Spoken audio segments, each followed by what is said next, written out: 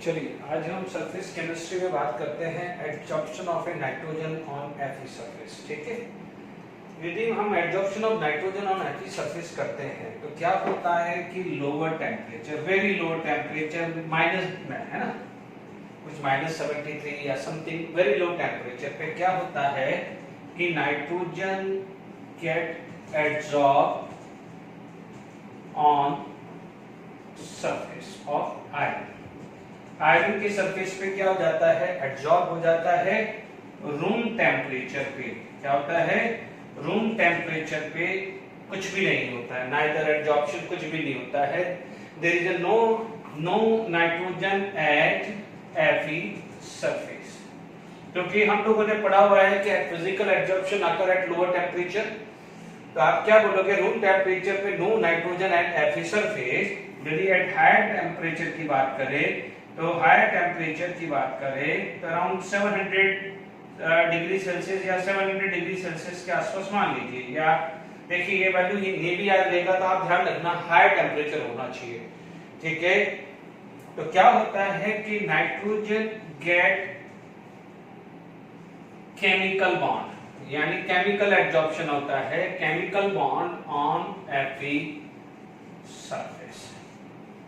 ये आपको ध्यान रखना पड़ेगा कि यहां पर क्या होता है, फिजिकल एडजॉर्प्शन, यहां पर नो एडजॉर्प्शन, और यहां पर आ जाता है केमिकल एडजॉर्प्शन। क्योंकि लास्ट लेक्चर तक हमने फिजिकल और केमिकल एडजॉर्प्शन की बात करी थी।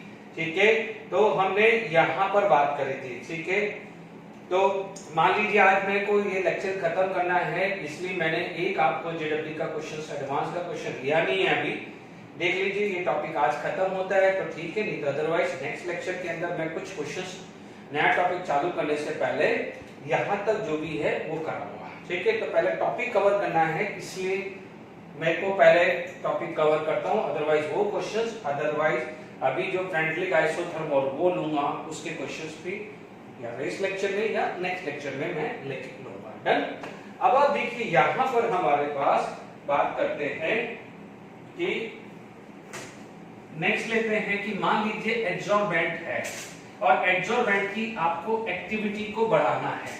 ठीक है, क्या करना है, एक्टिविटी ऑफ एडजॉर्बेंट आपको इंक्रीज करनी, you want to increase the activity of adsorbent. Is it clear? तो कुछ रबिंग में प्रॉब्लम आ रही है। ठीक है,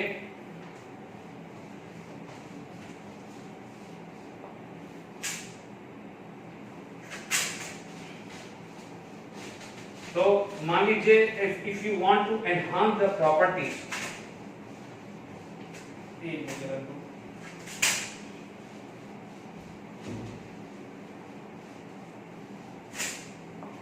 देखिए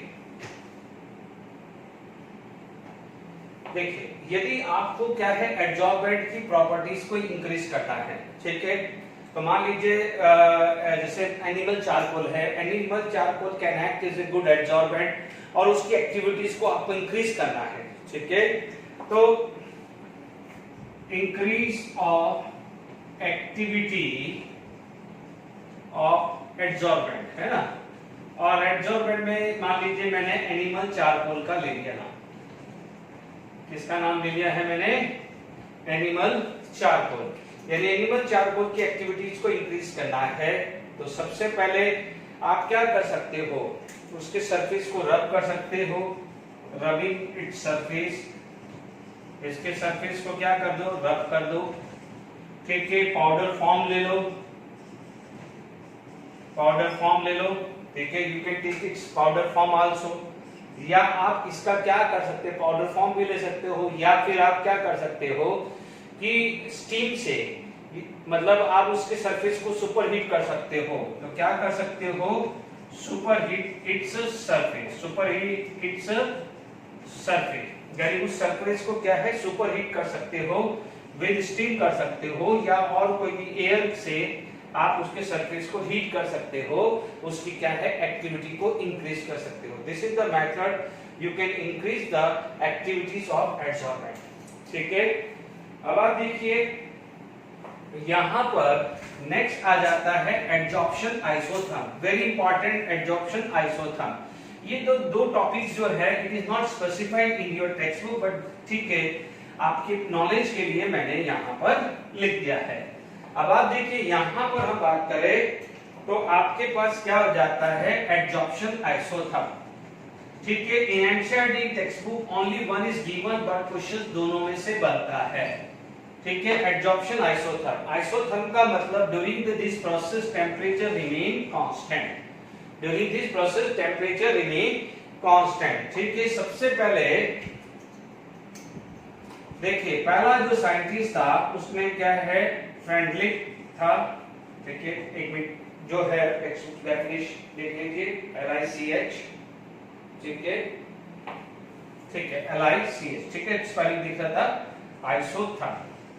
ठीक है, पहली बात क्या होती है कि what is the exactly the isotherm. इसमें क्या है, there is a representation of extent to the adsorption with respect to pressure, but make sure the temperature should be constant. सबसे पहले जो साइंटिस्ट था फ्रेंडलिक ने इसका आइसोथर्म बनाया था। ठीक है, उसके अकॉर्डिंग क्या था कि सपोज मान लीजिए कोई भी गैस है, it is going to be absorb on the surface of any metal या एनी एब्सॉर्बेंट, तो उसको क्या है, नेचर ऑफ ग्राफ कुछ ऐसे मिले हैं। ठीक है, नेचर ऑफ ग्राफ कुछ ऐसे मिले हैं। ठीक है, ये मान लीजिए टेम्परेचर T1 ले लिया, यहाँ T2 ले लिया, यहाँ T3 ले लिया है।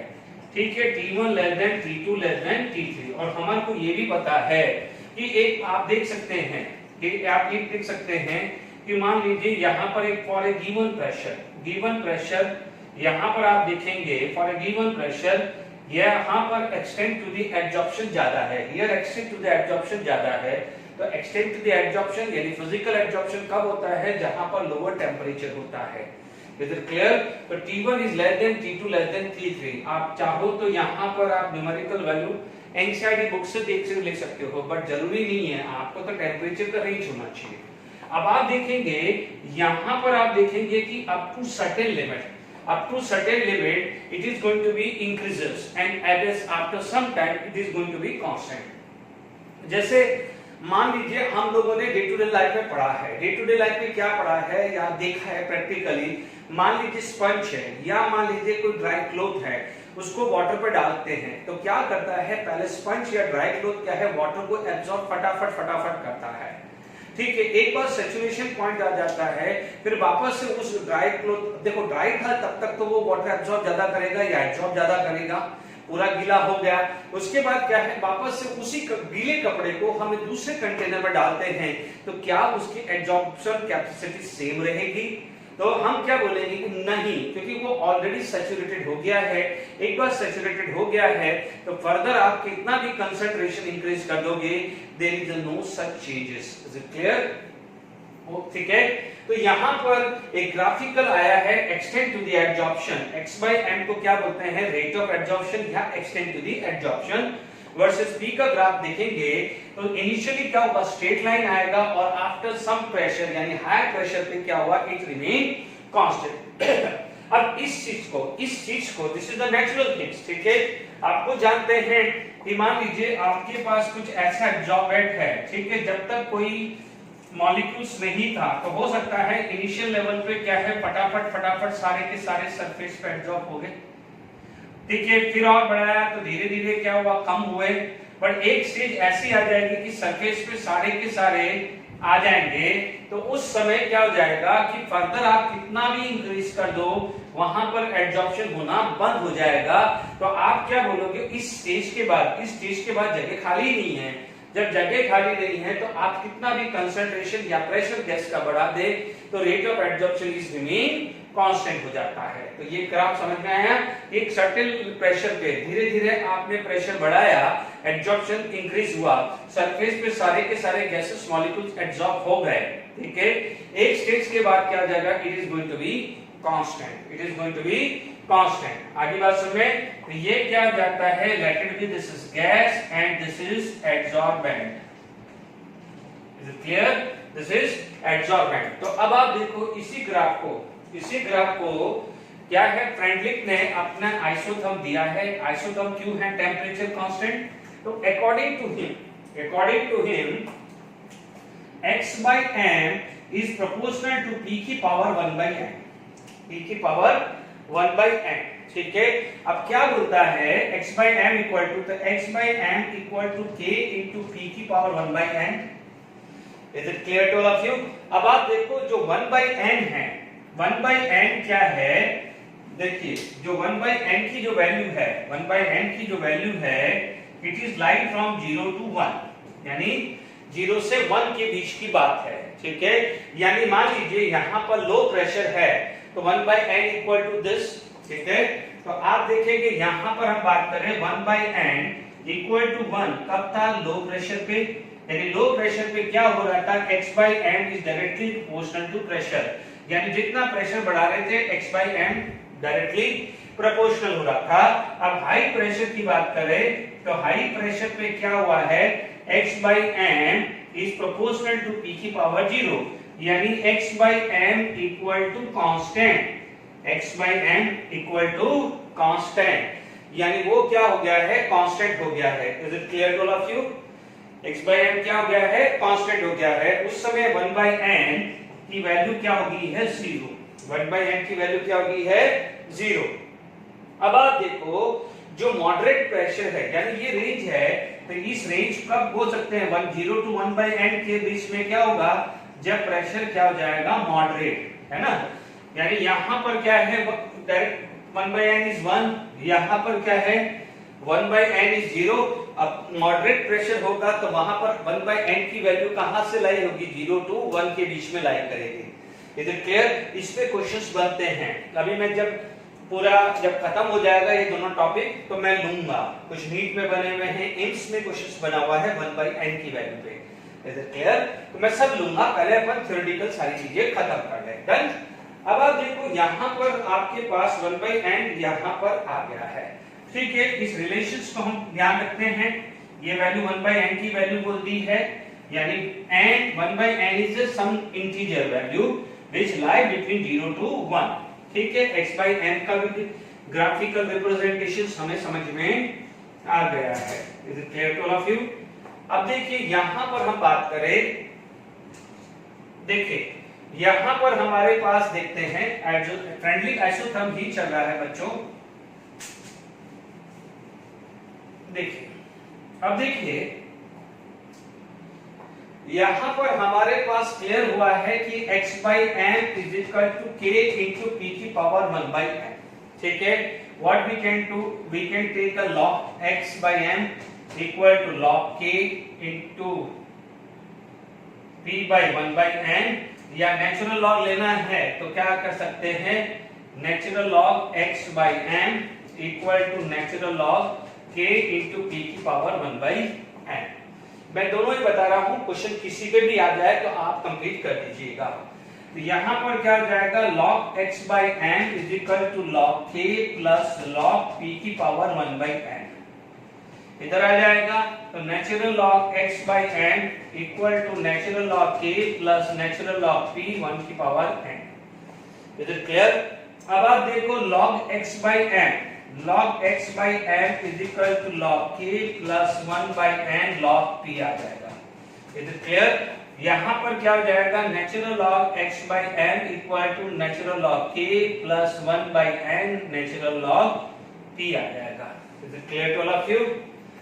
यहां तक समझ में आ रहा है? अब आप देखो सपोज हमारे पास ग्राफ आ जाए इसके और इसके बीच में, ठीक है। We are going to plot a graph between log x by m versus log p का ग्राफ लिया, या हमारे पास ग्राफ आ गया natural log x by m versus natural log p, ठीक है।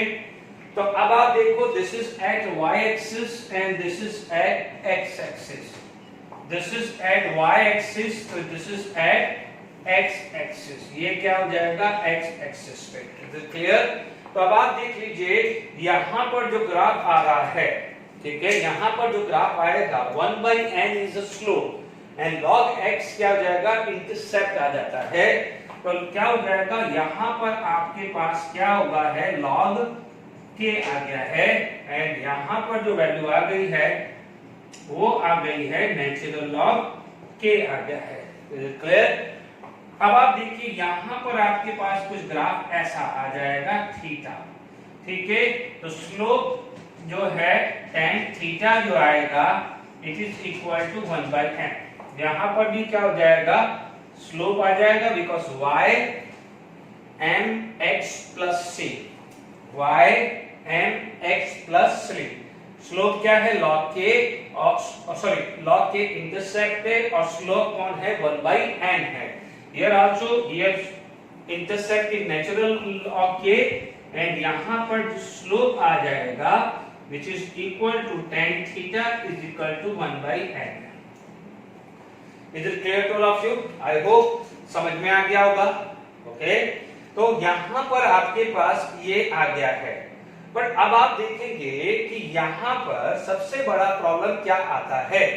चलिए, ये तो सारी चीजें बात हो गई, ठीक है, इन्होंने सारी बात कर दी कि भाई आपके पास जो इनको जो नेचुरल ग्राफ मिला था कि शुरुआत में स्ट्रेट लाइन आता है, फिर line parallel to X axis क्यू आता है, यानी rate of absorption initially increases by increasing the pressure at a certain higher pressure या after certain higher pressure it remain constant। तो वो ग्राफ को उसने इस तरह से इंटरप्रेट करने की कोशिश करी कि x by m, according to this x by m extent to the adsorption is directly proportional to p की power 1/n, where 1/n is lie between 0 to 1। यानी जब आपका हायर प्रेशर होगा तो 1/n 0 होगा और लो प्रेशर होगा तो 1/n की वैल्यू क्या होगी, 1 होगी। ठीक है, मॉडरेट में क्या हो जाएगा, 0 से 1 के बीच में। तो तीन कंडीशन उसने बोली। ठीक है, अब देखो, अब यहां तक सारी चीजें की सारी चीजें आ गई। ठीक है, बिल्कुल सिंपल है, ज्यादा दिमाग लगाना ही नहीं है इसमें, ज्यादा हाइपोथेटिकल सोचना ही नहीं है। अब आप देखिए यहां पर हम बात करें तो देखिए यहां पर नेक्स्ट चीज आ जाएगी लिमिटेशन। अब आप देखोगे अभी तो हमने लॉ पढ़ा नहीं, उससे पहले लिमिटेशन भी आ गया। ठीक है, अब आप देखो इसके अंदर लिमिटेशन है क्या क्या, प्रैक्टिकली हम देखते हैं। देखो 1/n यानी n उसने क्या बोला था, integer, what the n is integer. ठीक है, अब देखिए, अब देखो यहां पर हम बात करते हैं लिमिटेशन की। तो आप देखेंगे यहां पर यदि बात करें लिमिटेशन की बात करें, ठीक है, लिमिटेशन ऑफ फ्रंट लेग।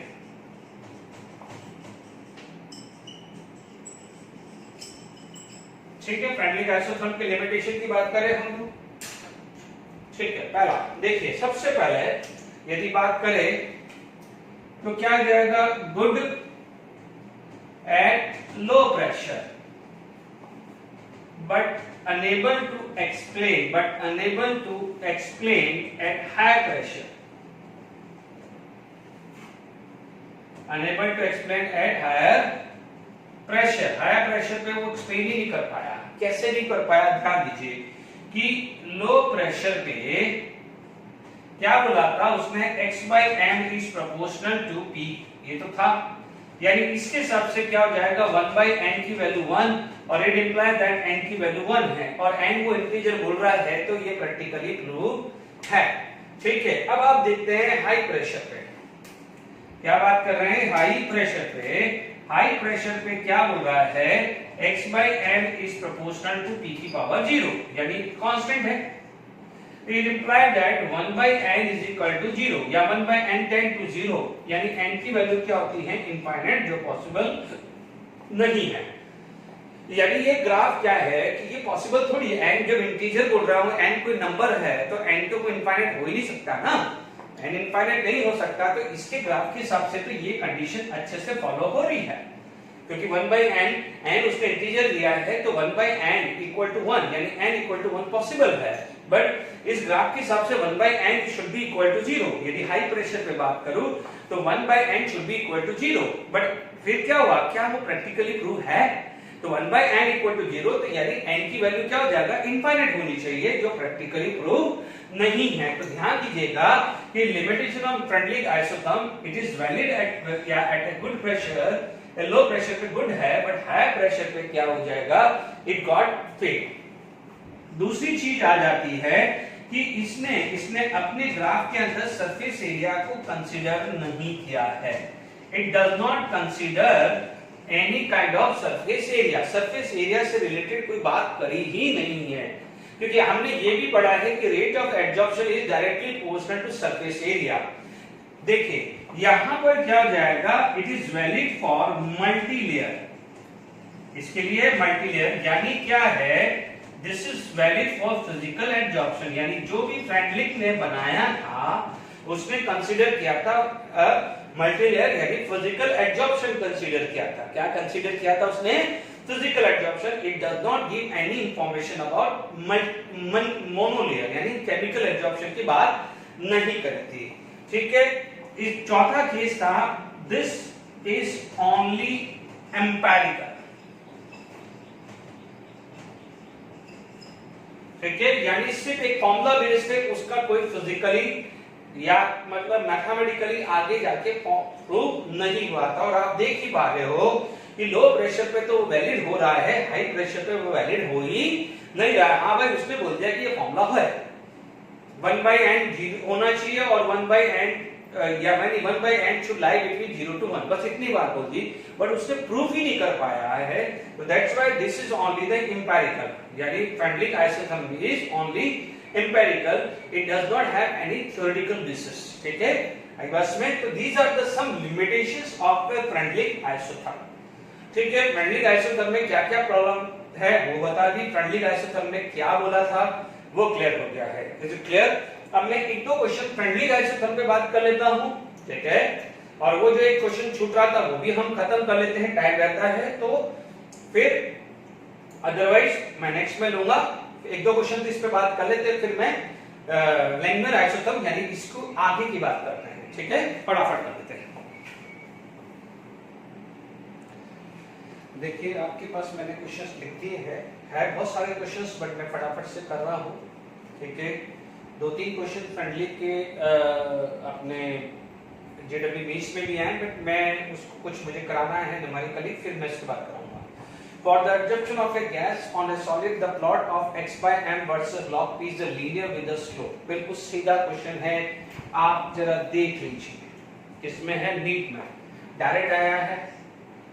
ठीक है, सरफेस केमिस्ट्री मेटलर्जी ऐसे चैप्टर होते हैं, डायरेक्ट एनसीईआरटी पढ़ लो, नोट्स पढ़ लो, आराम से होता है। From the friendly isotherm, the value of 1/n अभी बताया 0 to 1, 0 to 1 in all cases, 2 to 4 होता भी नहीं है, 1 in case of physical adsorption नहीं, 0 to 1 होता है, ध्यान रखिएगा। 1 in chemical adsorption, देखिए फ्रेंडलिक में तो केमिकल एडजॉर्प्शन की कोई बात ही नहीं करी थी, इसीलिए वो लिमिटेशन में था।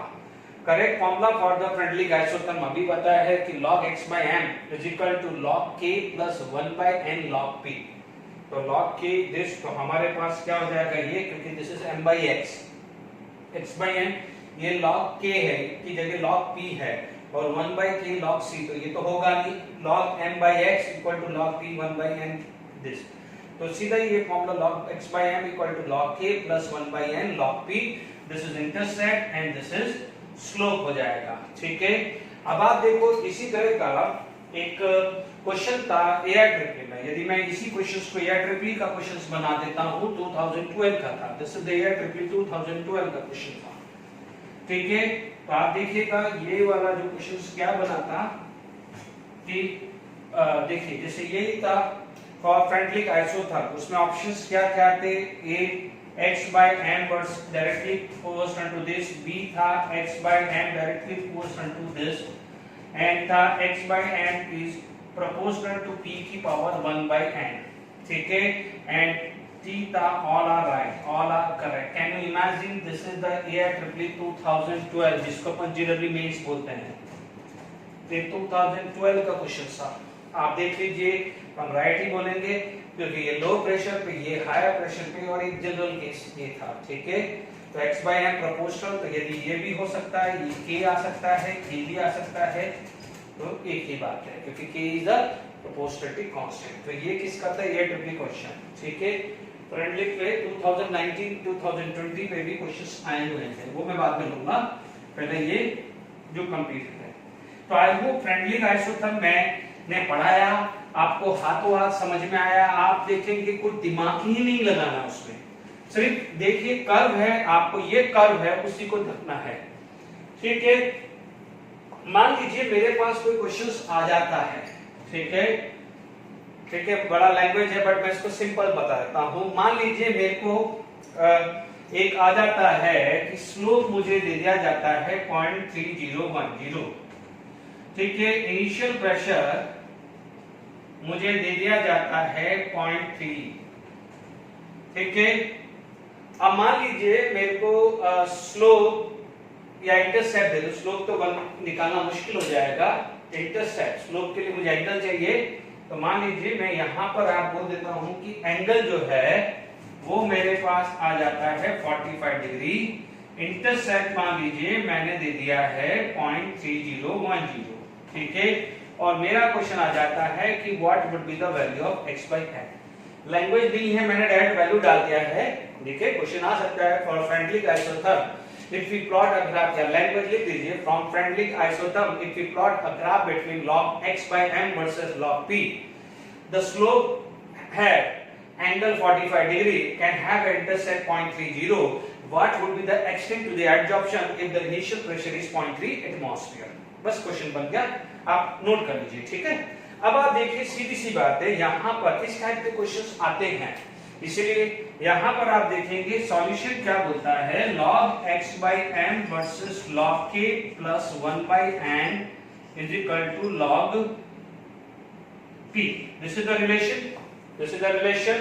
अब आप देखो स्लोप क्या होता है, tan थीटा, tan 45 डिग्री आ गया है which is equal to 1 by n, and we know that tan 45 degree equal to 1 equal to 1 by n, so it implies that n की वैल्यू 1। तो हमें तो ये पता चल गया है कि n की वैल्यू 1 आ गई है, ठीक है। पहला केस से हमें ये पता चल गया है कि n की वैल्यू 1 है। दूसरा चीज आ जाता है इंटरसेप्ट, तो intercept equal to log k, intercept equal to log k and log k is equal to 0.3010, और आपको पता है 0.3010 का एंटीलॉग क्या होगा 2। तो आप देख सकते हैं, इसको थोड़ी देर के लिए मैं ये भी तो लिख सकता हूं, कोई बच्चा बोलता है कि सर आपने इतनी जल्दी एंटीलॉग 2 कैसे बोल दिया, log 2 की वैल्यू तो 0.3010 आती है, इट इंप्लाइज दैट k की वैल्यू क्या आ गई है 2, k की वैल्यू क्या आ गई है 2। Is it clear to all of you.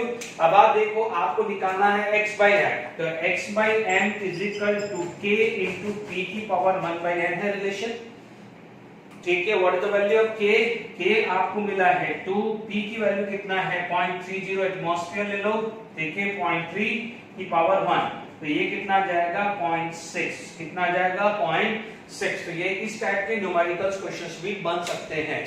Is it clear to all of you? This kind of a numerical questions would be asked in your different examinations. Is it clear? तो अब आप देखिए यहाँ पर हम आगे बात करते हैं, ठीक है। अभी मैं क्या करता हूँ, पहले मैं ये न्यूमेरिकल बेस पे 2 क्वेश्चंस बने हुए हैं जेडब्ल्यू में 2019, ठीक है। पहले मैं टॉपिक कंप्लीट कर लेता हूँ पहले, तो टॉपिक खत्म होने के बाद जैसे ही टाइम रहता है तो फिर हम खोलेंगे, अदरवाइज आते ही ये क्वेश्चन सॉल्व कर लीजिए। नेक्स्ट लेक्चर में सबसे पहले मैं एडजॉर्प्शन से रिलेटेड जो क्वेश्चन बच गए हैं वो पहले मैं खत्म कर लेता हूं। Is it clear to all of you? तो यहाँ पर आपके पास ये सारी चीजें आ गई हैं। Is it clear? हमारे पास आ जाएगा, नेक्स्ट आ जाता है लैंगमर एडजॉर्प्शन आइसोथर्म, ठीक है। नेक्स्ट आ जाता है लैंगमर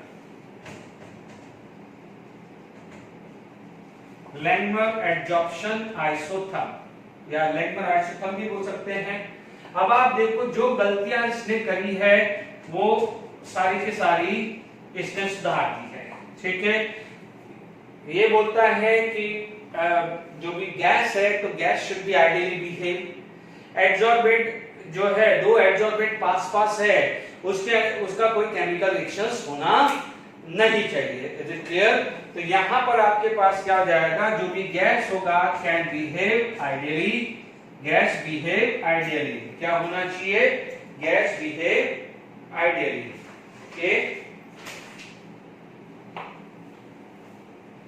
गैस बिहेव आइडियली, ठीक है। और ठीक है, तो ये चीज का gas behave ideally, okay okay, एक मिनट, एक गैस बिहेव आइडियली। तो यहां पर अपन ने गैस बिहेव आइडियली हो गया है। देखिए हमने क्या बोला था कि जो एडसॉर्बेट है, ठीक है, एडसॉर्बेट कैन नॉट इंटरएक्ट विद नेबर, यानी नेबर से उससे कोई लेना देना नहीं है। नेबर से उससे कोई लेना देना नहीं है कि नेबर क्या है, पास वाला नेबर एडसॉर्ब हुआ है या नहीं हुआ, उससे कोई मतलब नहीं, वो अपने है, ठीक है। तीसरा जो आ जाता है, इट इज एप्लीकेबल फॉर यूनिलेयर। यूनिलेयर के लिए वो एप्लीकेबल है, क्योंकि क्या होता, जो मतलब यूनिलेयर मल्टीलेयर के लिए तो है ही है, बट यूनिलेयर के लिए भी क्या है, एप्लीकेबल है। इसने जो मेन चीज है उसने ये एज्यूम किया था डायनामिक इक्विलिब्रियम। डायनामिक इक्विलिब्रियम किस के बीच में डायनामिक इक्विलिब्रियम किया था, उसमें क्या किया था, पहला क्या था, एडजॉर्प्शन, है ना, एंड दूसरा क्या था, डिसॉर्प्शन। इनके बीच के अंदर एक इक्विलिब्रियम अज्यूम किया है कि ये माना गया है कि किसी सरफेस के ऊपर एडसॉर्बेंट है, एडसॉर्बेंट के ऊपर एडसॉर्बेंट है और एक सैचुरेशन सिचुएशन आ जाती है, तो वहां पर rate of forward should be equal to rate of backward, यानी rate of adsorption equal to rate of desorption या रेट ऑफ इवेपोरेशन, कुछ भी आप बोल सकते हैं। तो there is a dynamic equilibrium between adsorption and desorption. Is it clear? अब आप देखिए यहां पर बात हुई है डायनामिक इक्विलिब्रियम की, ठीक है। लैंगमैन-एजोस टर्म क्या है, इट इज द कंसेप्ट जो है, जो फेलियर ऑफ फ्रेंडलिक हुआ था उसको ओवरकम करने के लिए लैंगमैन ने अपना एडसॉर्प्शन कर दिया है, बट उसने दो चीज मान के चला है, एडसॉर्प्शन और डिसॉर्प्शन। देख लीजिए, let it be this is the adsorbent, ठीक है, दिस इज द एडसॉर्बेंट। अब आप देखिए यहां पर क्या है कि दीज आर द मॉलिक्यूल, यानी ये जो मॉलिक्यूल्स हैं ये क्या है, इन्होंने एक सरफेस एक्वायर कर लिया है थीटा, और जो बच गया है वो है 1 माइनस थीटा, वो क्या है 1 माइनस थीटा बच गया है। तो अब आप देखिए यहां पर जो बात आ गया, थीटा जो है, these are the gas which is adsorbed on the surface of adsorbent, ठीक है। अब आप देखिए यहां पर जो आएगा, ठीक है, रेट ऑफ एडसॉर्प्शन, हमने ये पढ़ा हुआ है कि rate of adsorption is proportional to 1 minus theta into P, क्योंकि आपको पता है कि rate of adsorption is directly proportional to surface area as well as rate of adsorption is directly proportional to pressure applied, यानी जितना ज्यादा pressure होगा उतना रेट ऑफ एडसॉर्प्शन होगा। ये हमने factor affecting rate of adsorption में पढ़ चुके हैं। Is it clear? तो यहां पर रेट ऑफ एडसॉर्प्शन ये चीज आ गई है, ठीक है। दूसरी चीज आ जाती है कि रेट ऑफ डिसॉर्प्शन, यानी इसको लिख सकते हैं K1 1 minus theta into P, ठीक है। दूसरा आप लिख सकते हो rate of desorption, rate of desorption proportional to theta, क्या आ जाएगा, it is proportional to theta, यानी जो गैसेस मॉलिक्यूल्स यहां पर एब्जॉर्ब हुए हैं, this is supposed to get escape from their surface. ध्यान दीजिएगा, ये गलती मत करना। कुछ बच्चे क्या करते हैं, दिमाग में आएगा कि सर यहाँ पर प्रेशर क्यों नहीं। बच्चों, एक बार यहाँ पर एब्जॉर्ब हो गया, यहाँ पर एब्जॉर्ब हो गया है तो उसका प्रेशर कम हो जाएगा। एक बार एब्जॉर्प्शन होने के बाद, एक बार एब्जॉर्ब होने के बाद आप प्रेशर कम करो या ज्यादा करो तो उससे तो कोई फर्क होने वाला नहीं है।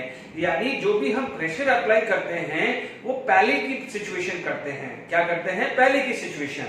Is it clear? यानी जब गैसेस मॉलिक्यूल सरफेस पे एब्जॉर्ब नहीं हुआ है उससे पहले प्रेशर इंक्रीज या डिक्रीज करोगे, उससे रेट ऑफ एब्जॉर्प्शन अफेक्टेड होगा। बट एक बार ट्रैप हो गया, एक बार पकड़ लिया है, तो यदि उसमें क्या है, प्रेशर आप गैस का कम करो या ज्यादा करो उससे इंपैक्ट नहीं आएगा, ये ध्यान रखिएगा। ध्यान दीजिएगा, आपको मैंने एक एग्जांपल दिया था, बॉटल के अंदर मैंने गर्म वाटर डाला था। मैंने ये नहीं किया था कि भाई वहां पर वाटर वेपर है तो उसका प्रेशर कम कर दो। आपने गर्म वाटर बॉटल में डाला, उसकी हीट की वजह से क्या है, रेट ऑफ डिसॉर्प्शन हुआ था। Is it clear? क्योंकि यहाँ पर आइसोथर्म है, टेम्परेचर कांस्टेंट लिया है, इसलिए हम टेम्परेचर की बात कुछ कर ही नहीं सकते हैं। तो ये भी ध्यान रखिएगा, ठीक है ना। यहाँ टेम्परेचर की बात होगी नहीं क्योंकि आइसोथर्म है, we have to keep temperature constant. Is it clear? तो इसलिए आप ध्यान रखिए। तो यहाँ पर आ गया है K1 1 माइनस थीटा, तो this is equal to K2 into theta. But हमारे को पता है डायनामिक इक्विलिब्रियम है, तो यहाँ पर आपको क्या assumption दिया है कि rate of adsorption is equal to rate of desorption. तभी बोलेंगे ना सैचुरेशन कब आएगा। सैचुरेशन का मतलब कब आएगा कि जितना वो फॉरवर्ड है उतना ही क्या है बैकवर्ड आया। Is it clear. तो यहाँ पर आपके पास आ गया k1 1 minus theta into p equal to k2 theta। Is it clear to all of you. k1 into k2 theta आ गया है। Is it clear to all of you. यहाँ तक समझ में आ रहा है कितना। तो अब आप देखिए k1 1 minus theta आ गया, यहाँ तक कोई टेंशन नहीं। k1 p minus k1 theta p equal to k2 theta। अब आप देखो ये उधर गया तो क्या हुआ k1 p is equal to k2 plus k1 p theta। ये आ गया। अब आप देखो यहां पर हम बात कर सकते हैं, ठीक है। अब आप देखो यहां पर अपन आगे लें,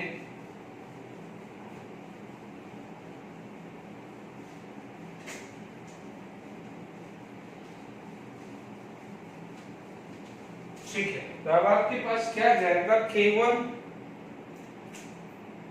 थीटा को ले लेते हैं। Theta is equal to k1 p upon k2 plus k1 p। क्या करता हूं k2 से डिवाइड कर देता हूं। व्हाट, तो theta is equal to k1 upon k2 into p upon 1 plus k1 into k2 into p। अब k1 और k2 को, k1 is a constant, k2 is the constant, इसको एक अनदर कांस्टेंट k ले लेता हूं। Is it clear. k ले लेता हूं, ठीक है। कई बार क्या हो जाएगा a और b भी ले लेते हैं, ठीक है। मैं k ले लेता हूं तो theta is equal to kp 1 plus kp आ जाएगा। kp 1 प्लस kp आ जाएगा। Theta is equal to kp into 1 plus kp, ठीक है। अब हमारे को निकालना क्या है x बाई m, क्योंकि लेंथ में हमने बात किया था। What is the theta. It is the surface area, it is the surface area occupied by the gases molecules on adsorbent, ठीक है। अब आप एक सीधी सी बात सोचिए, ये m है और यहां पर थीटा था, क्या था थीटा। तो इसके कॉरस्पॉन्डिंग मास को ही तो x बोलते हो, इसके कॉरस्पॉन्डिंग मास को ही तो x बोलते हो। आपको निकालना क्या है, रेट ऑफ एडसॉर्प्शन यानी x बाय m। क्या निकालना है, रेट ऑफ एडसॉर्प्शन या डिग्री ऑफ एडसॉर्प्शन या एक्सटेंड टू द एडसॉर्प्शन, कुछ भी बोलें आप। क्या बोल सकते हो, रेट या डिग्री, ठीक है, या एक्सटेंड, कुछ भी वर्ड कर सकते हैं टू एडसॉर्प्शन, ठीक है। इसे क्या लिखते हैं हम, x by m, it is proportional to theta. यानी जितने गैसेस मॉलिक्यूल्स यहां पर एडसॉर्ब होंगे उसी के हिसाब से तो x आएगा। This is fixed, this is fixed. The value of x is depend upon the gaseous molecules which are trapped on the adsorbent। Is it clear? तो आप क्या बोलोगे, x by m is proportional to theta। तो यहाँ पर आ जाएगा x by m is proportional to kp 1 plus k into p। x by m equal to k dash into k p upon 1 plus kp। Is it clear? तो अब आप देखो इसको एक कांस्टेंट बोल सकते हैं। This is the constant. तो x by m is equal to k double dash p upon 1 plus kp। Is it clear. अब आप देखो ये डबल डैश ट्रिपल डैश की बजाय, ठीक है, थोड़ा अच्छा लगे तो मैं क्या ले रहा हूं इसकी जगह। देखिए आपको मोस्टली ये जो मिलेगा, जो मैं लिख रहा हूं वो ज्यादातर मिलेगा। क्या करेंगे, यहां पर क्या है, x by m equal to a p 1 plus b p ले लेते हैं। यानी where a and b is a constant, a and b is a constant, क्योंकि इसको मैंने a ले लिया है और इसको b लगे, थोड़ा सा अच्छा सा लगेगा, ठीक है ना। आपको इसमें रखना है तो इसमें रख लो, उसमें कोई दिक्कत नहीं। अब आप देखिए यहां पर आपको केस 1 लेते हैं, लो प्रेशर का मतलब this value would be less if the low pressure तो 1 plus b into p is approximate equal to 1, क्योंकि ये जब लो होगा तो 1 plus low value is approximate equal to 1। तो यहाँ पर क्या हो जाएगा x by m is equal to a into p, क्योंकि ये 1 आ जाएगा। It imply that x by m is proportional to p, यानी क्या हो जाएगा फर्स्ट ऑर्डर, यहाँ पर क्या है 1 है, इसको क्या बोला जाता है कई बार फर्स्ट ऑर्डर। केमिकल काइनेटिक्स में पढ़ा जाता है कि if rate is directly proportional to the concentration of solution या pressure of the gas to the power 1, तो जो 1 आता है उसे बोलते हैं फर्स्ट ऑर्डर, 2 आता है तो सेकंड ऑर्डर, 0 आता है तो zero order. Is it clear? This is known as order of reaction. यानी ऑर्डर ऑफ रिएक्शन का मतलब कि how the rate of reaction get affected by concentration या pressure। ठीक है, तो this is the first condition, यानी केस 1 क्लियर हो गया है। अब आप देखो you can take a case 2, यहाँ पर केस 2 ले लेते हैं हाई प्रेशर। अब आप देखो if this value is very high, तो if it is high pressure तो 1 plus B into P is approximate equal to B into P, क्योंकि जब ये हाई होगा तो 1 plus BP is approximate equal to B into P। अब आप देखो x by m equal to AP। अब आप देखो 1 plus BP is equal to B into P, तो ये आ जाएगा P से P कैंसिल, तो A और B क्या होते हैं बच्चों कांस्टेंट, यानी x by m equal to constant. या मैं इसको ऐसा भी लिख सकता हूं और x by m proportional to e की पावर 0, यानी आप 0 क्या हो जाएगा 0 ऑर्डर लिख सकता हूं। Is it clear? अब आप देखो हाई प्रेशर पे 0 ऑर्डर है और लो प्रेशर पे फर्स्ट ऑर्डर है, यानी लैंगमैन ने अच्छे से अपने इस adsorption isotherm, this is known as Langmuir adsorption isotherm, इसको करेक्टली बता दिया है, क्योंकि उसके हिसाब से x by m versus p कि y is straight line at a low pressure y is straight line and at a higher pressure y it is constant। Higher pressure पे वो कांस्टेंट क्यों है वो अब आप देखो इसने लैंगमैन ने अच्छे से समझा दिया। उसने कंसीडर किया था gas can behave ideally, adsorbent जो है it should be not interact with the neighbour adsorbent, उसे मतलब नहीं होना चाहिए कि वो एब्जॉर्ब हुआ या नहीं हुआ, मुझे मेरा एब्जॉर्प्शन हो जाना चाहिए। ठीक है, फिर उसने ये बोला था यूनिलेयर होना चाहिए, यानी केमिकल एब्जॉर्प्शन को उसने कंसीडर किया था। Is it clear? बिकॉज उसने फिजिकल एब्जॉर्प्शन किया था फ्रेंडलिक ने, इसने क्या करा था केमिकल एब्जॉर्प्शन को कंसीडर किया था। Is it clear to all of you? और फिर क्या रखा था चौथा जो सबसे इंपॉर्टेंट किया था, उसने डायनामिक इक्विलिब्रियम को अज्यूम किया था कि उसने ये क्या था कि rate of adsorption should be equal to rate of desorption, तभी तो सैचुरेटेड पॉइंट आएगा। कि यदि मान लीजिए आप सोचिए कि m की वैल्यू आपने फिक्स कर दी, x की वैल्यू आप चेंज कर रहे हो और किसी भी एक T टेम्परेचर पे, मान लीजिए T टेम्परेचर पे आपने किसी प्रेशर पे आपने निकाला और उसकी कोई ना कोई वैल्यू आई है, तो उस समय कुछ गैसेस मॉलिक्यूल सरफेस पे होंगे। अब उस केस पे वो न तो बढ़ रहे हैं ना घट रहे हैं, तो आप उस पॉइंट को क्या बोल सकते हो, सैचुरेटेड पॉइंट बोल सकते हो। तो आई होप ये फ्रेंडलिक और लैंगमैन आइसोथर्म क्लियर हो गया है। Is it clear to all of you? अब आप देख लीजिए यहाँ पर हमारे पास क्या है, हमने ये अज्यूम किया था कि gas is absorb on the surface of metal या on the surface of any adsorbent, कोई भी अच्छा सा एडजॉर्बेंट के सरफेस पे वो ट्रैप हो जाए। Is it clear? अब देखिए यहां पर हमारे पास, ठीक है, तो हमारे पास ये चीज क्लियर हो गई है। देखिए अब देखिए यहां पर आपके पास बात करें तो हमने क्या पढ़ा है, फ्रेंडलिक आइसोथर्म और क्या पढ़ा है, लैंगमैन आइसोथर्म। ठीक है, this is for gas, this is for gas. तो हमने क्या पढ़ा है कि x by p and is equal to k into p की पावर 1 by n, ये पढ़ा है। और यहां पढ़ा है x by m is equal to ap 1 plus b into p। कल को कहीं a1 a की जगह k1 और b की जगह k2 भी दे दे तो कोई प्रॉब्लम नहीं है। Is it clear? तो दिस इज द ग्राफ। अब आप देखिए इसी चीज को, यहां तक समझ में आ गया है। अब आप देखिए फॉर सॉल्यूशन, यदि मान लीजिए इसी चीज को सॉल्यूशन ले लें, ये किसकी थी, गैस, इससे पहले क्या था, गैस। तो क्या हुआ है सॉल्यूशन में, क्या होता है कंसंट्रेशन, सॉल्यूशन में क्या आता है कंसंट्रेशन। तो सिर्फ क्या हो जाएगा यहां पर जो P था, P is for the pressure of the gas, तो सॉल्यूशन में क्या हो जाएगा P की जगह C आ जाएगा। क्या आ जाएगा C, बाकी तो सब कुछ सेम है। इसीलिए मैंने पहले गैस के लिए लिख दिया और फिर अब क्या लिख दिया फॉर सॉल्यूशन, दोनों आइसोथर्म आपके पास आ गए हैं। Is it clear to all of you?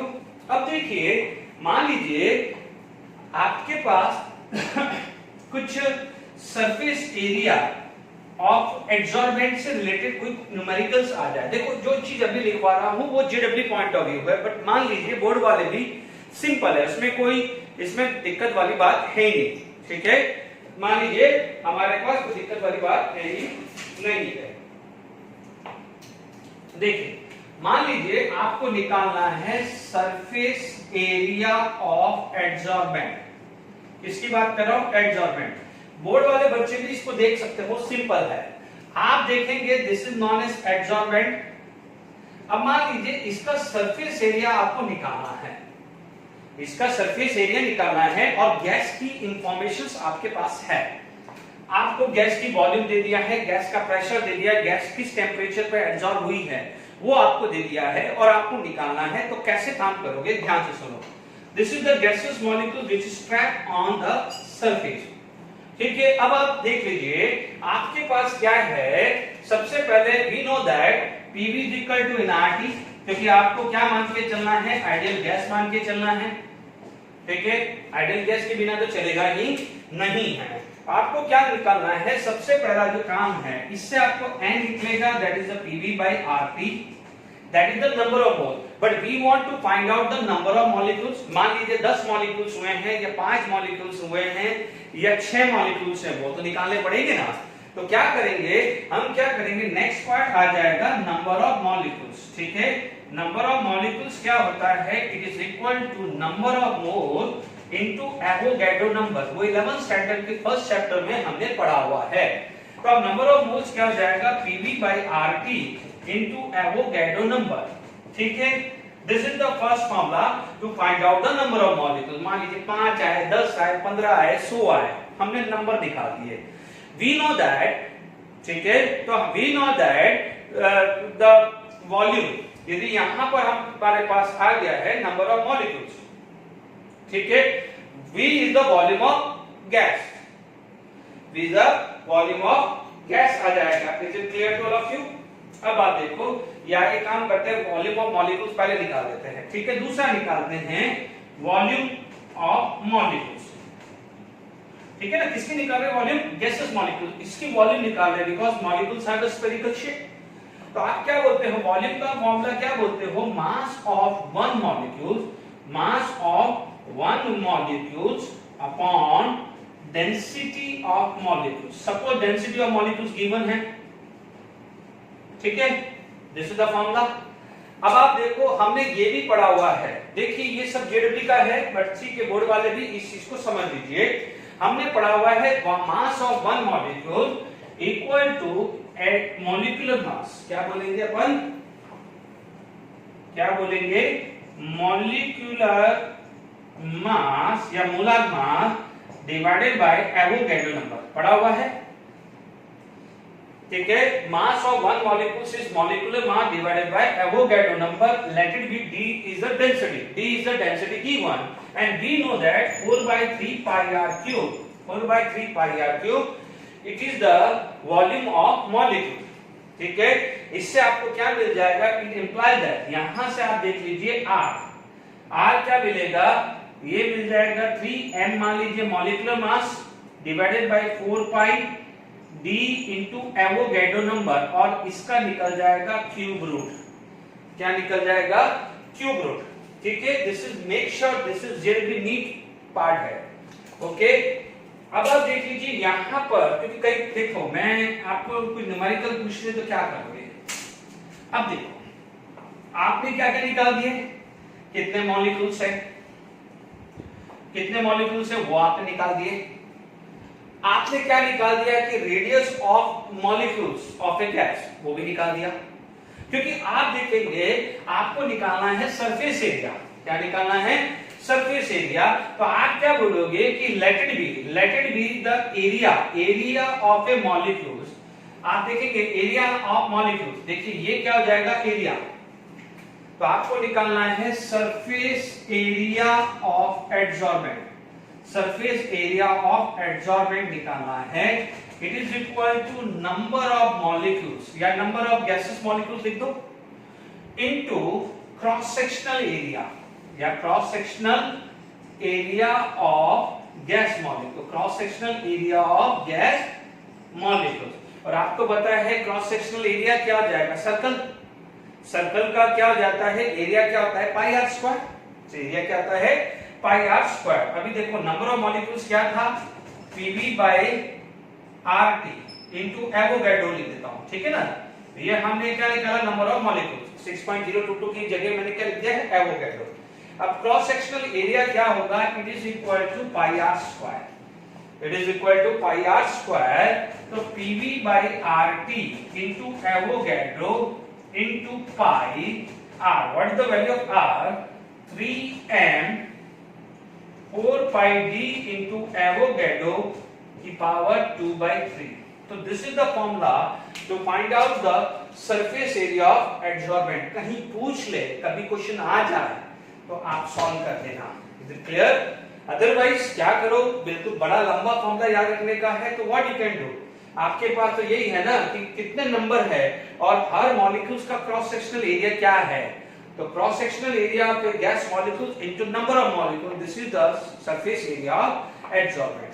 ठीक है, तो यहां पर मैंने आपको एडसॉर्प्शन के बारे में बात कर ली है। ठीक है, अब हमारे पास यदि बात करते हैं, यदि एप्लीकेशंस की बात करते हैं, लास्ट जो है टॉपिक एडसॉर्प्शन पे, किसकी बात कर रहा हूं मैं, एडसॉर्प्शन। एडसॉर्प्शन टॉपिक के अंदर मैं लास्ट में बता रहा हूं, नो डाउट मैं क्या करूंगा, अभी मैं वर्बली बोल रहा हूं, मैं आपका टाइम वेस्ट नहीं करूंगा, पूरा का पूरा एक बेसिक्स लिख देता हूं और वन बाय वन मैं एक्सप्लेन कर दूंगा। बट फिर भी आप देखेंगे कि एडसॉर्प्शन हम डे टू डे लाइफ में कहां देखते हैं। पहला, सबसे पहला अभी हमने फ्लोथ प्रोटेक्शन मेथड किया था, तो सल्फाइड ओर इज गेट एडसॉर्ब, ठीक है, यानी जो फ्लोथ बना था तो वो कौन से प्रिंसिपल पे था, लिखा था it is based on the principle of adsorption. तो कहां यूज हुआ है, फ्लोथ प्रोटेक्शन मेथड, एक आ गया।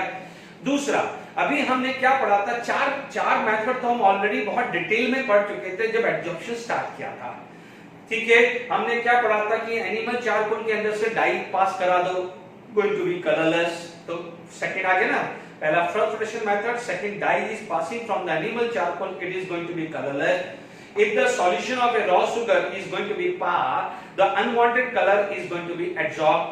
ठीक है, फिर हम कई बात कर सकते हैं कि there is a some gas है like अमोनिया हुआ या कुछ ऐसे गैस है, if it is passing from the adsorbent, तो क्या होता है, उनका प्रेशर होता है क्या होता है, डिक्रीज हो जाता है, because क्या हो जाएगा, these gases molecule get adsorbed on the surface of adsorbent. Is it clear? ये एप्लीकेशंस हो गई। ठीक है, कुछ एप्लीकेशंस क्या हो जाती है कि सपोज कहीं इलेक्ट्रॉनिक इंडस्ट्रीज हैं, तो वहां पर क्या हो जाएगा, मॉइस्चर नहीं होना चाहिए, तो वहां पर वैक्यूम क्रिएट करने के लिए सिलिका यूज करते हैं। तो सिलिका क्या करता है कि एनवायरनमेंट से क्या है, मॉइस्चर यानी वाटर को ट्रैप कर लेता है, because hydration energy is inversely proportional to size of ion. पढ़ा हुआ है, वो आ गया मेथड। ठीक है, क्रोमेटोग्राफी है, वहां पर यूज करते हैं हम। क्रोमेटोग्राफी के अंदर क्या हो जाएगा, एक मोबाइल फेज होता है और एक क्या हो जाएगा, स्टेशनरी फेज होता है। स्टेशनरी फेज क्या होता है, उसे बोलते हैं एडसॉर्बेंट। ठीक है, मोबाइल फेज क्या हो जाता है, जो भी कोई भी सेपरेट करता है। ये मेटलर्जी में भी हमने क्रोमेटोग्राफी पढ़ा था कि जो लिक्विड होता है वो पास होता है, तो there is a 2-3 different section in which, तो क्या होता है, it is based on the principle of adsorption. फिर हम देखते हैं कि मान लीजिए माइनिंग इंडस्ट्रीज है, माइनिंग इंडस्ट्रीज के अंदर क्लोरीन गैस होती है। क्लोरीन क्या होती है, अनवांटेड अनवांटेड गैस होती है। यदि हमारी बॉडी के अंदर आ जाए तो हमारे जो टिश्यू है या सेल है उसको डैमेज कर देता है, तो क्या हो जाएगा, द पर्सन कैन डेथ, उसकी डेथ हो सकती है या कोई बहुत ज्यादा बीमार भी पड़ सकता है। तो उसके लिए क्या है, एक स्पेशल टाइप का मास्क बनाया जाता है।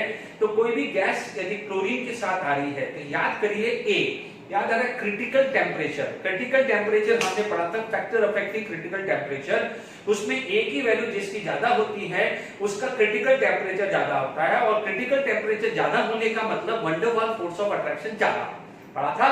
तो more the critical temperature more the absorption. तो क्लोरीन का क्या होता है, ऑक्सीजन और नाइट्रोजन, क्लोरीन का ऑक्सीजन नाइट्रोजन से ज्यादा होता है, याद करिए, क्योंकि क्लोरीन की बॉन्ड लेंथ ऑक्सीजन नाइट्रोजन से ज्यादा होती है, तो उससे ए की वैल्यू उसकी ज्यादा होती है।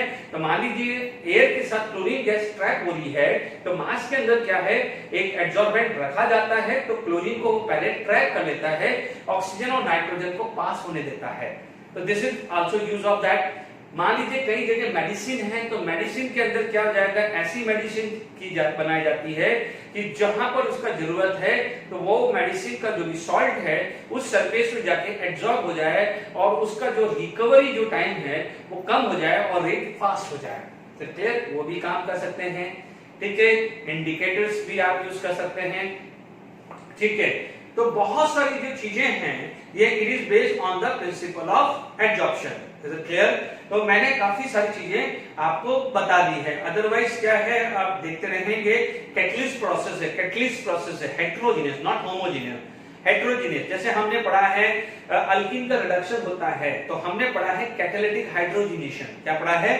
Catalytic hydrogenation. तो निकल पैलेडियम प्लैटिनम सॉलिड होता है, उसके ऊपर गैस क्या है, ट्रैप हो जाती है। तो वहां पर हेट्रोजीनियस का मतलब क्या होता है कि जो रिएक्टेंट और प्रोडक्ट का जो फेज है और जो कैटलिस्ट है उसका फेज अलग अलग हो जाता है, उसे बोलते हैं हेट्रोजीनियस। सेम होता है तो होमोजीनियस, बट यहां पर हेट्रोजीनियस कैटलिस्ट में आपको एब्जॉर्प्शन देखने को मिलेगा, जिसको अपन कैटालिटिक हाइड्रोजनेशन भी बोलते हैं ना, occluded hydrogen. That means hydrogen gas is trapped या absorb on the surface of matter. ठीक है, तो these are the some area, यानी मैंने करीब करीब 8 से 10 एरिया बता दे जहां पर एब्जॉर्प्शन यूज होता है।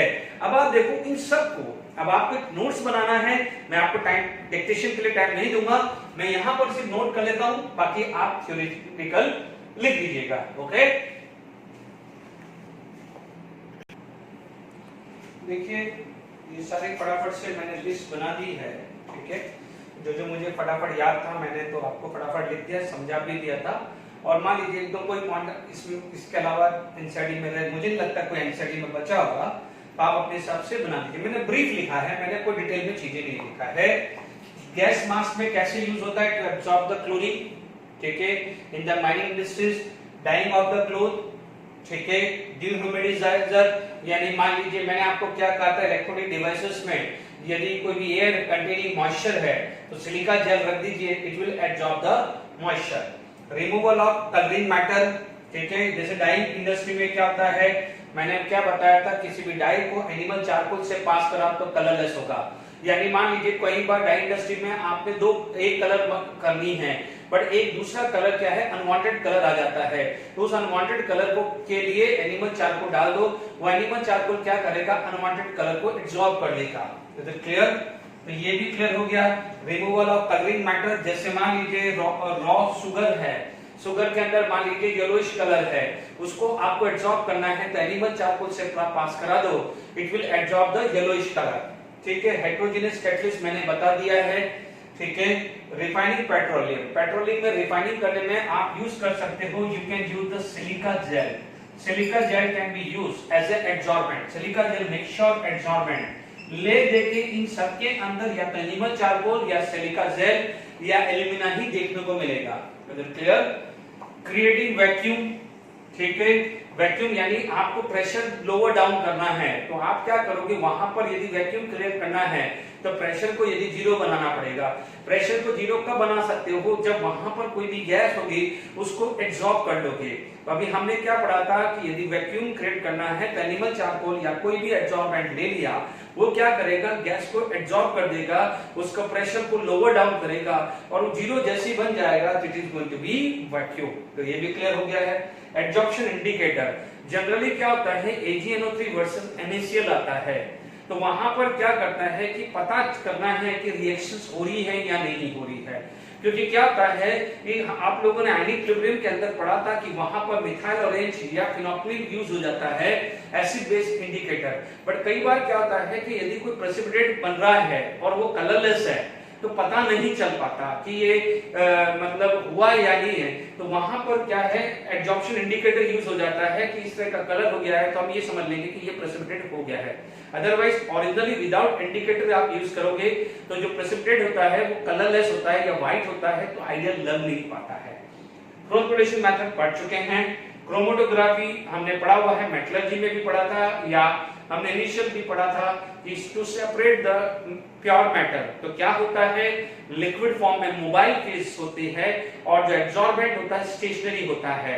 तो एब्जॉर्बेंट क्या करेगा, एब्जॉर्ब करेगा तो डिफरेंट सेक्शन बनते हैं, कलर होगा तो डिफरेंट डिफरेंट कलर होगा। उसके बाद इल्यूसाइडर या इल्यूकेंट यूज करके उसमें से एब्जॉर्बेंट और जो मेटल है या कोई भी लिक्विड है उन दोनों को सेपरेट कर सकते हैं। क्यूरिंग डिसीज मेडिसिन में भी यूज हो सकता है। सेपरेशन ऑफ इनर्ट गैस, अभी मैंने क्या कहा है कि दो गैसेस को सेपरेट करनी है, तो क्या करो उन सब का कोई मान लीजिए पोलैरिटी तो सेम ही होगी क्योंकि बोथ आर नॉन पोलर, तो एटलीस्ट उनका जो साइज है वो अलग अलग होगा and A is depend upon the size, तो रेट ऑफ एब्जॉर्प्शन अलग अलग होगा। जिसकी साइज ज्यादा होगी उसका एब्जॉर्प्शन फास्ट होगा तो वो जल्दी ट्रैप होगा, तो this can be separated. Softening of hot water, zeolite पढ़ा था। जियोलाइट क्या था, ठीक है, सोडियम एल्यूमिना सिलिकेट। जियोलाइट क्या था, sodium alumina silicate. If it is passing from the hard water contain calcium and magnesium ion. Hard water क्या होता है, कैल्शियम और मैग्नीशियम आयन। तो यदि हार्ड वाटर में हमने जियोलाइट डाला था तो calcium magnesium ion hard water से आया था, ठीक है, और सोडियम आयन कहां से गया था, जियोलाइट। तो जियोलाइट जैसे ही सोडियम आयन निकला वहां पर पोरोसिटी आई, उसके अंदर कैल्शियम और मैग्नीशियम आयन ट्रैप हो जाते हैं। क्या कौन हो जाता है, कैल्शियम और मैग्नीशियम आयन ट्रैप हो जाता है। This is based on the absorption, this is based on the absorption. तो यहां पर मैंने आपको एब्जॉर्प्शन के बारे में बताया है, ठीक है, तो आई होप यहां तक समझ में आ गया होगा, ठीक है। मैं कम से कम 2 क्वेश्चन तो जाने से पहले मैं आपको जेडब्ल्यू मींस 2019 के बता देता हूं। 1-2 क्वेश्चन जो भी रहेंगे वो नेक्स्ट लेक्चर में रहेंगे। 2-4 क्वेश्चन जो भी बच जाता है पहले नेक्स्ट क्लास में क्वेश्चन बेस्ड ऑन एब्जॉर्प्शन करेंगे, फिर हम कैटलिस्ट स्टार्ट करूंगा, ओके, तो ठीक है। अब आप देखिए, नो डाउट 4-5 क्वेश्चन 3-4 क्वेश्चन है, बट मैं 2 क्वेश्चन इस लेक्चर में ले रहा हूं, ड्यूरेशन बढ़ जाएगा। दोनों एक जैसे क्वेश्चन था, अभी अपन ने पढ़ा था, तो इसीलिए फटाफट से बात करें। हमने ये पढ़ा था we know that log x by m। आप देख लीजिए, पूरा थ्योरी नहीं लिखी, मैंने सीधा ही लिखा है जो मेन चीज है, पूरा लिखा था from Freundlich isotherm there is a log x by m versus this graph shown, तो what will be the relation of x by m, तो मैंने मेन चीजें लिखी, पूरा क्वेश्चन नहीं लिखा। जेडब्ल्यू मेन 2019, जेडब्ल्यू मेन 2019 का है, is it clear. log x by m is equal to log k plus 1 by n log p, yes or no, and slope is 1 by n, slope is 1 by n पढ़ा हुआ है, slope is 1 by n पढ़ा हुआ है, is it clear. अब आप देखो यहां पर आपको क्या दिया है, ये 2 और दिस, यानी y एक्सिस 2 है और x एक्सिस 2 है, तो what is the slope, delta y upon delta x, this is the slope. तो y पे कौन है, 2, x पे गलती मत करना, यहां गलती हो जाएगा क्योंकि 2 भी है और 1/2 भी है, 1/4 भी है, तो क्या हो जाएगा, यहां पर y2 है 4, इट इज 1/2, ध्यान दीजिएगा 1/2, slope is 1/2, but slope is not n, slope is 1/n, तो ये वैल्यू क्या हो जाएगी, 1/n is equal to 1/2, it implies that n की वैल्यू 2, यहां तक ध्यान रखिए।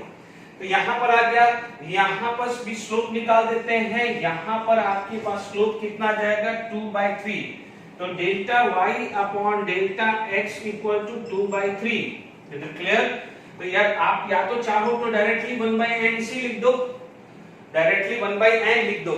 तो अब आप देखिएगा यहां पर आपके पास 1/n लिख दो, कोई बात नहीं, आपको n नहीं लिखना है, n पूछा ही नहीं है तो हमारे को कोई जरूरत नहीं है, ठीक है। x/n is proportional to p की power 1/n, x/n is proportional to p की पावर 1/n, and 1/n की वैल्यू क्या है, 1/2, 1/n की वैल्यू क्या है, 1/2, तो यहाँ पर आ जाएगा x/n proportional to p की पावर 1/2 आ रहा है, और यहाँ पर आ रहा है x/n is proportional to 2/3।